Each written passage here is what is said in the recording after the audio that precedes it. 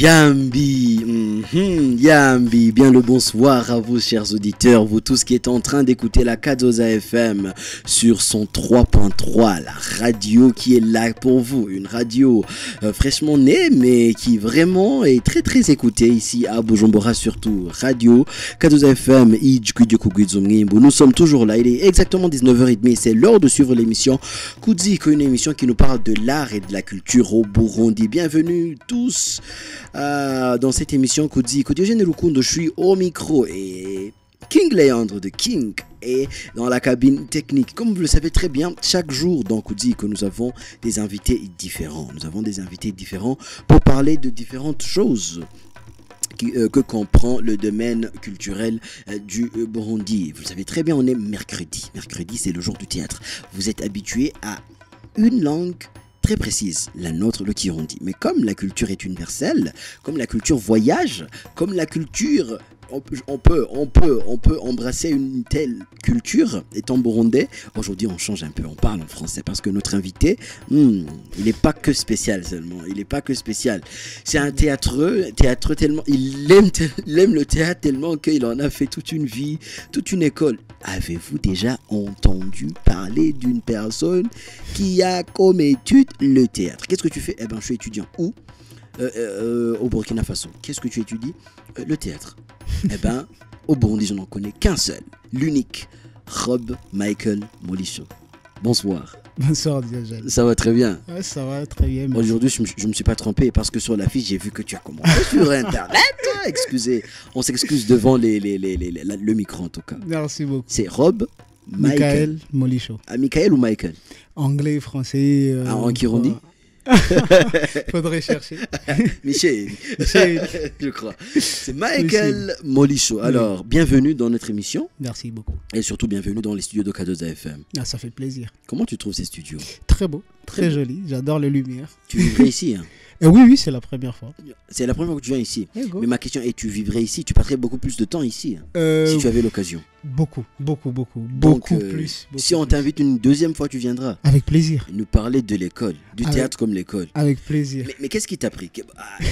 On commence l'émission tout de suite. Excusez-moi, chers auditeurs. Moi, je vais l'attaquer direct. Qu'est-ce qui t'a pris? Tu vois, il y a beaucoup de choses. Par exemple, moi, j'ai fait la communication.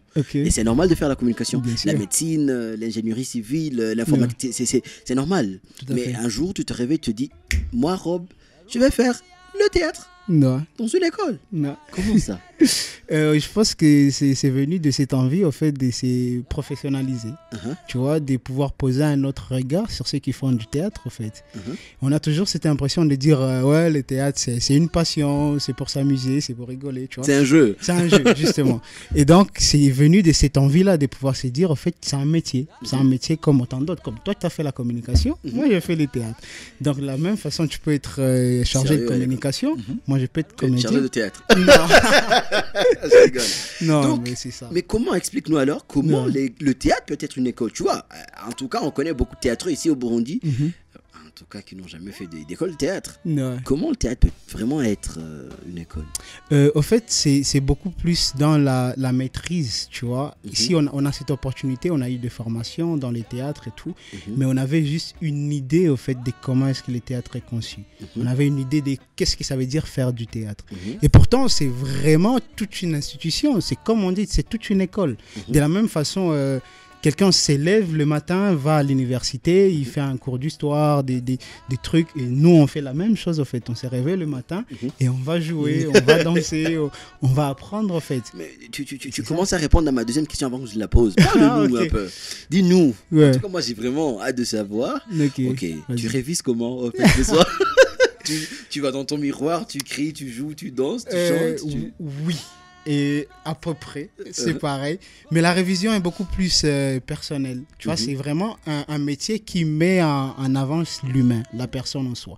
Et donc, nous, on apprend à utiliser ce que nous avons. Ça veut dire notre corps, notre voix, notre mental à faire du théâtre, en fait, et à questionner. Et donc, il y a bien sûr, il y a des cours théoriques. Vous écrivez? Oui. Ah non. Si, bien sûr, tout à fait.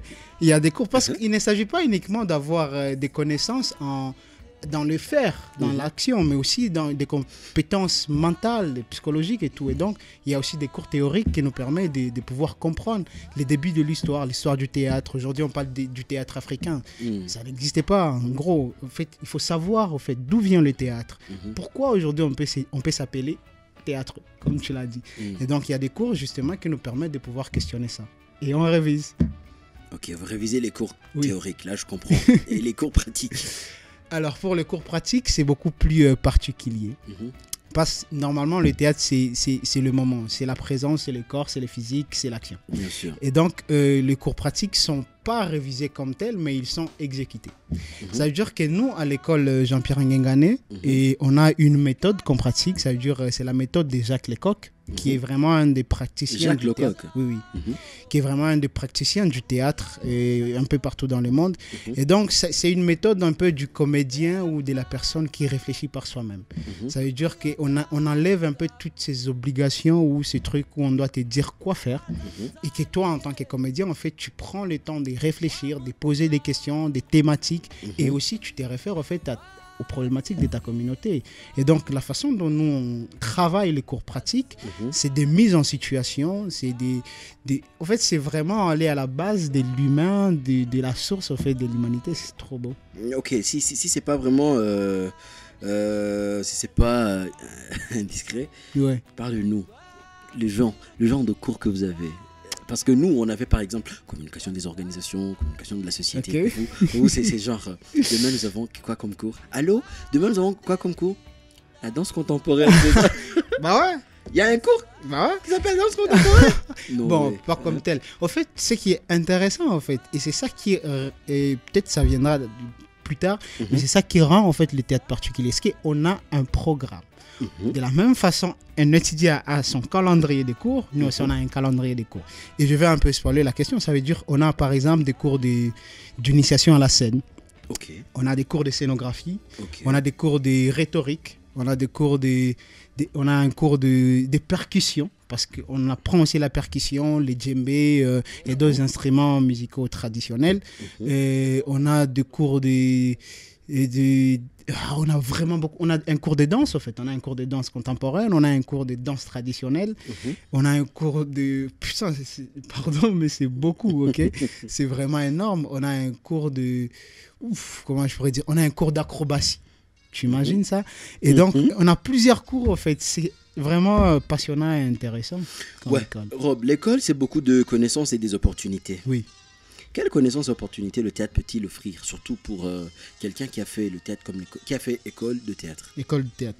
Alors, les connaissances, déjà, c'est un terme déjà vague en parlant de connaissances, en fait. C'est parce que là, on essaie de se spécialiser dans un domaine. Et donc, les connaissances, c'est beaucoup plus en matière sociale. En matière sociale, en matière politique et économique, parce qu'on ne peut pas parler de l'un sans parler de l'autre. Et donc, les connaissances, c'est en matière vraiment sociale. Ça veut dire que ça te permet de pouvoir non seulement comprendre le milieu dans lequel tu évolues, mais aussi de pouvoir savoir quelles sont les questions, quelles sont les thématiques aujourd'hui que le monde pose, que ma société pose, et que moi, en tant que créateur ou en tant que quelqu'un qui a fait le théâtre, qui fait le théâtre en soi, je ramène en fait au niveau du débat dans la société. Et donc, c'est ces questionnements. Les connaissances, en fait, c'est beaucoup plus dans la réflexion. Ça te permet d'ouvrir en fait la réflexion au monde, mais aussi en gardant une identité personnelle. Et les opportunités? Les opportunités, c'est que ça t'ouvre au monde culturel. Et ça, c'est intéressant. Tu vois? Justement, toi, tu as voyagé. Oui, en tout cas, un peu. Par rapport aux autres. En tout cas, maintenant, tu vis presque au Burkina Faso. Parce que c'est là que tu bosses, non? Oui. Et ouais, exactement. J'avais oublié de le dire au début. Tu étudies à l'école supérieure de théâtre Jean-Pierre Ngengane. Jean-Pierre Ngengane. Voilà. Alors, comme une personne qui a voyagé, je suis sûr et certain que je t'ai vu sur les affiches. Tu as été au Congo, tu as été peut-être au Rwanda. Oui. Au Rwanda, tu as été au Burkina Faso. Et tu as peut-être été outre par que ces 3 pays que je viens de citer. Et tout ça en faisant du théâtre. Donc tu as eu à côtoyer d'autres théâtres venant d'autres pays. Tout à fait. Quel est leur niveau par rapport au nôtre? Au nôtre, je pense que pour pouvoir on peut difficilement évaluer le niveau en fait, de quelqu'un, mais on peut voir ce qui est bon et on peut voir ce qui est bon et ce qui est à améliorer. Et donc, je pense que si on prend par exemple les cas du Burkina ou même de la plupart des pays en Afrique de l'Ouest et tout, je pense qu'ils ont quand même un niveau un peu avancé. Ouais. Parce que non seulement ils ont pris les théâtres comme un facteur de changements sociaux et tout. Et même de développement, je crois. Merci. Vraiment, c'est vraiment un facteur de développement, en fait. Ils ont vraiment mis du temps à pouvoir concevoir ce système-là que le théâtre. Et donc, ils sont vraiment en avance par rapport à chez nous. Et je pense que vraiment, ici, chez nous, on est vraiment en train de faire ces pas-là. On est en train de faire ces pas, et ça, c'est pas vrai, c'est pas à régner, parce qu'on est en train d'aller sur ces chemins-là, et c'est très encourageant. Super. Mais en parlant du niveau, ce qui est... vraiment, en Afrique de l'Ouest, ils ont compris quelque chose qui est assez pertinent, c'est que le théâtre, c'est un arme en fait, qui contribue au changement de mentalité, à la promotion de la culture, au regard qu'on peut poser sur la culture d'un pays. Et donc, c'est vraiment quelque chose d'important. Et je trouve qu'ici, chez nous, on fait ce travail-là, ce qui est assez intéressant. Super. Ouais. Michael, peut-on échouer au théâtre? Peut-on vraiment commencer le théâtre et puis, un jour, boum, we fail? Oui. Comment? Parce que le théâtre, en fait, c'est un challenge. Okay. Comment? C'est un challenge dans le sens où, au début, quand on est arrivé au théâtre, comme moi, personnellement, au début, je suis arrivé au théâtre, j'avais pas cette ambition-là de me dire que ça peut être une école, que je peux aller étudier. J'arrive avec cette passion, cette envie de faire. Et donc, ce qui m'a permis, en fait, de pouvoir résister jusqu'à maintenant, c'est que j'avais cet engouement et cette énergie, cet engagement de vraiment le faire. Parce que c'était quelque chose que j'avais toujours envie de faire. Et donc, le fait de pouvoir échouer, c'est côté personnel. Ça veut dire, aujourd'hui, on est tout le temps confronté à beaucoup de situations dans la vie, tu vois. Et on est demandé, la société nous demande vraiment des choses. Et les parents aussi nous demandent des trucs. Et donc, on peut échouer de telle façon que on a cette passion-là de pouvoir faire quelque chose, mais après, la vie nous oblige à faire autre chose. Et du coup, on se retrouve, on avait une passion, mais après, il faut trouver de l'argent. Il faut bosser, il faut payer le loyer, il faut faire des trucs. Et donc, le théâtre, justement, ça ne nous permet pas d'un coup à pouvoir subvenir à ces besoins. En tout cas, c'est à long terme. C'est à long terme. Toi-même, tu es allé à l'école après 5 ou 6 ans de travail. Carrément, c'est dingue. Mais en plus, tu es le seul à pouvoir avoir eu cette bourse. Pour l'instant. Il y en a d'autres qui vont les avoir, je suis sûr. Super. Mais vraiment, on échoue, en fait, du côté personnel, quand on s'est dit, il faut que je lâche parce que j'y arrive pas, tu vois. Parce qu'il faut que je paye les loyers, il faut que je bouffe, il faut que j'aide la famille, mais avec le théâtre, j'y arrive pas. Donc, pourquoi je vais continuer à me torturer comme ça? Je lâche. Je vais à l'université, je fais... Communication. Là, tu parles de moi, man. Non, pas du tout. Chers auditeurs de la K2 FM, Michael est en train vraiment de se moquer du moi. Non, mais pas du tout, je rigole. Okay. Mais au fait, c'est pour se dire, voilà, je fais autre chose, ce qui va me permettre d'avoir un boulot et tout. Et donc, c'est comme ça, je pense qu'on peut échouer. Mais une personne qui est vraiment dans le théâtre, que je ne citerai pas le nom parce que tout le monde la connaît, cette personne, elle m'a un jour dit, c'était en 2019, je n'oublierai jamais, en avril 2019, elle m'a un jour dit, cher ami, le théâtre, ça peut être un métier de vieux. Non. Prends d'abord la vie dans tes mains et puis travaille pour quelqu'un d'autre si tu veux. Non. Monte ton propre business, un peu d'argent et quand tu auras 40, 45 ans, tu pourras retourner au théâtre. Toi, tu es une personne qui a tout abandonné pour le théâtre, jusqu'à même faire une école pour le théâtre. Parce qu'avant, je recevais des gens qui me disent, tu vois, le théâtre, je fais ça comme un métier, nanana, nanana. Oui, mais j'avais jamais eu un invité qui me dise, frère, moi j'ai tout abandonné pour le théâtre. J'ai même abandonné mon pays natal. Je reviens ici, j'abandonne même ce pays-ci. Je vais là-bas et je ne fais que ça. Ça veut dire, tu te réveilles, tu bosses au théâtre et le soir, je ne sais pas si tu as du job ou mais ce qui est sûr, c'est que tu révises parce que c'est une école au fait. Tout à fait. Donc, tu es sûr même après, quand tu auras ton diplôme, tu travailleras dans le théâtre. Exactement. Voilà, justement. Oui. Comparons toi et cette personne qui est vraiment à fond dans le théâtre. Si je citais son nom, je suis sûr et certain que tu la connais. Je connais la personne. C'est quoi ton point de vue par rapport à ça, toi personnellement? Je pense que quand on dit, c'est vrai, vraiment c'est très vrai quand on dit que le théâtre c'est un métier de vieux. Parce que c'est déjà, la première des choses qui m'a beaucoup touché quand je suis arrivé un peu au Burkina, c'était que c'est des personnes âgées qui font du théâtre là-bas. Tu vois, c'est des personnes qui ont 50 ans, 60 ans. Et puis toi, tu te retrouves jeune. En fait, tu as même honte de dire que tu fais du théâtre, tu vois. Et c'est bizarre. Mais parce que c'est vraiment ça. Mais aussi dans la réflexion, c'est que quand on dit que c'est un métier des vieux, ça veut dire que c'est un métier qui demande du temps, qui demande des l'engouement, qui demande de l'engagement. Et je suis désolé de le dire ainsi, mais nous les jeunes, on n'a pas cette patience-là. Tu vois, on a envie que les choses marchent vite, on a envie que les choses aillent vite. Et pourtant, les personnes adultes, en quelque sorte, et ils ont cette patience, ils ont le moment de prendre le temps, de réfléchir, de s'asseoir et de prendre en considération tout ce qui se passe. Et donc, quand on dit ça, moi, la personne qui dit ça, vraiment, c'est vrai que c'est un métier de vie, c'est vrai que c'est un métier qui demande de prendre du temps, qui, non seulement ça, en fait, c'est un métier ingrat, tu vois. Non, c'est pas ingrat. Je m'explique. Okay. C'est un métier ingrat parce que tu y mets beaucoup de force, beaucoup d'engagement, beaucoup, et ça ne paye pas. Pour que ça puisse payer, il faut une démarche, il faut prendre du temps, il faut beaucoup du temps et tout. Il faut un diplôme, il faut aller à l'école. Il faut un diplôme. Aujourd'hui, ça se demande en fait, parce qu'aujourd'hui, on te demande c'est quoi le diplôme. Tu dis tu fais du théâtre, mais qu'est-ce que tu nous montres comme papier en fait. Et c'est aujourd'hui le monde il fonctionne comme ça. Et tant mieux, peut-être dans cette même optique, un jour peut-être notre pays connaîtra une école de théâtre. Et comme ça, les gens n'auront pas à aller outre-mer pour chercher. Pas besoin. Rob, tu es vraiment à fond dans le théâtre jusqu'à maintenant. Non. Quelle leçon de vie le théâtre t'aurait déjà apprise jusqu'à maintenant? Au moins une. Je pense que il y a un proverbe que j'adore beaucoup et que je dis, et je pense que ça c'est beaucoup plus appliqué au théâtre. C'est un proverbe africain et beaucoup utilisé en Afrique de l'Ouest. Ça dit un seul doigt ne peut pas ramasser la farine. Ça veut dire qu'il faut plusieurs. Et aujourd'hui, pour faire du théâtre aujourd'hui, on ne peut pas le faire seul. Et donc il faut l'autre. Et donc aujourd'hui, si moi aujourd'hui je dois dire que je fais quelque chose pour le théâtre, c'est parce que j'ai eu le soutien des autres, j'ai eu l'encouragement des autres. Ça veut dire seul on ne peut pas le faire. Et donc la plus grande des leçons qu'on peut avoir au théâtre, que même le théâtre nous enseigne, ça veut dire que c'est la considération envers l'autre en fait. C'est l'autre, l'acceptation de l'autre, de la différence. Et c'est pour cela que j'adore ce pays, tu vois. J'adore ce pays. Aujourd'hui, je ne sais pas ce qu'il me faudrait pour être considéré encore plus burundais peut-être, mais j'adore ce pays parce que c'est un pays qui est ouvert aux autres. Et ça, c'est très beau. Et c'est ça, non seulement le théâtre m'a appris à considérer l'autre, à voir l'autre du même regard que je porte sur moi et à me dire que seul, je peux aller nulle part. Et qu'ensemble, on va plus loin. Et donc, je pense que c'est cette leçon-là que j'ai appris du théâtre. Parfait. Wow. C'est joli ce que tu dis là.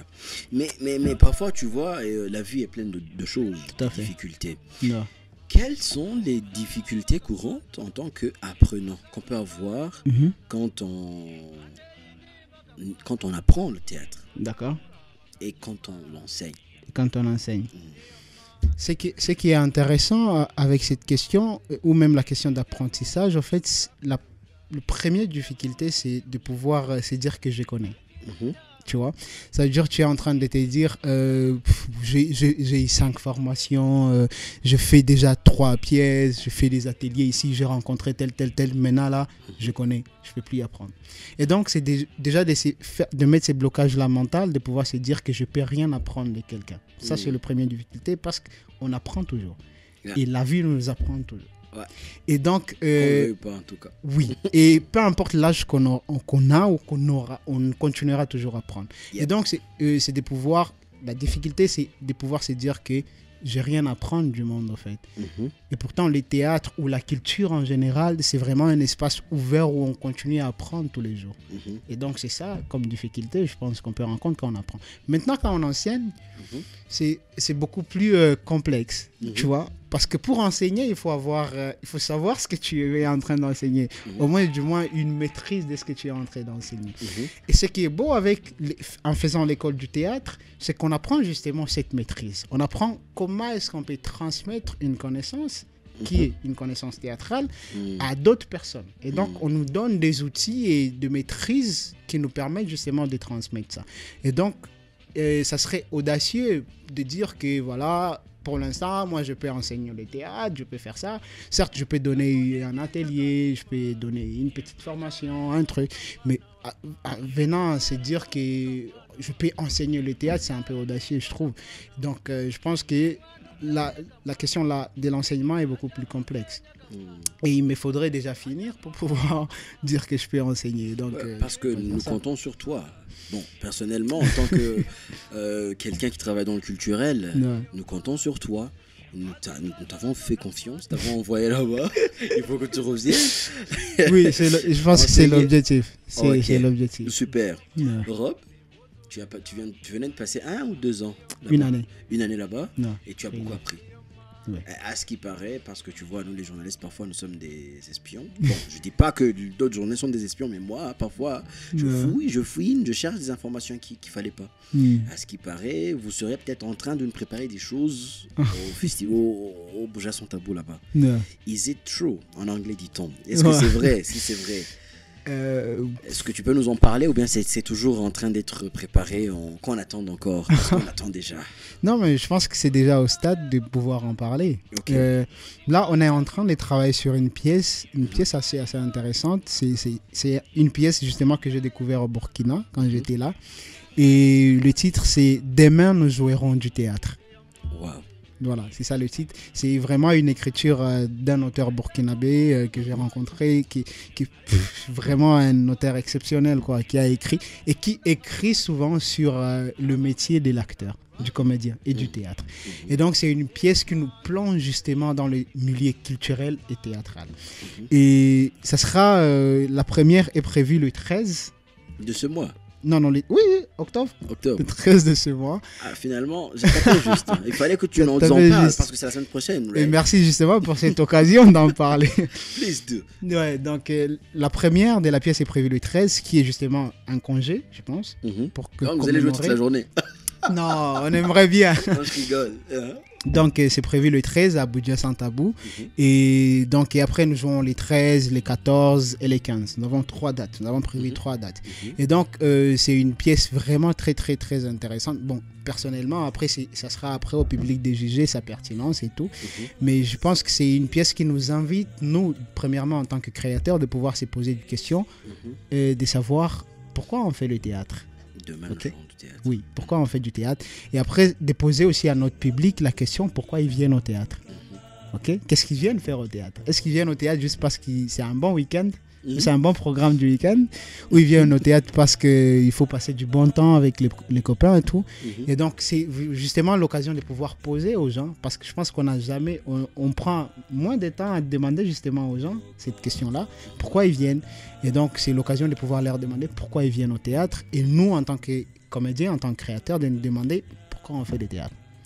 Donc, c'est vraiment la pièce qui nous plonge dans cet univers-là du métier d'acteur. Et on questionne aussi les difficultés qu'on rencontre en fait en créant. Tu vois, le problème de subvention, le problème de...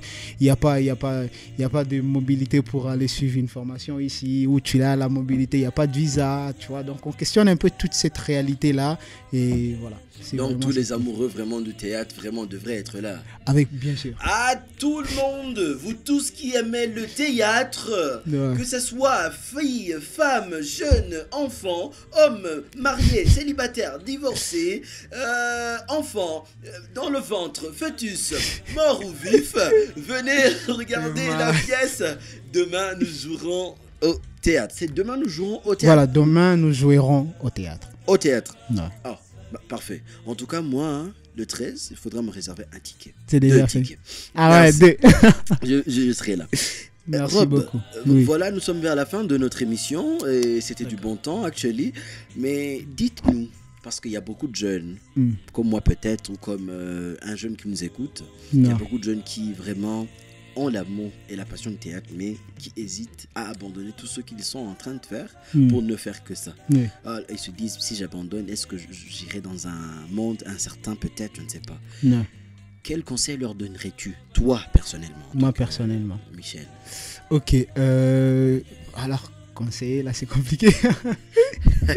J'ai toujours été complexe sur ça. En fait, ce que je dirais, premièrement, avant le jeune qui est passionné, qui aime et qui a envie de faire le théâtre, je pense que la première des questions, ça serait l'entourage.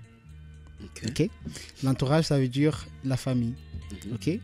Parce qu'il faut déjà que la famille arrive à comprendre cette envie.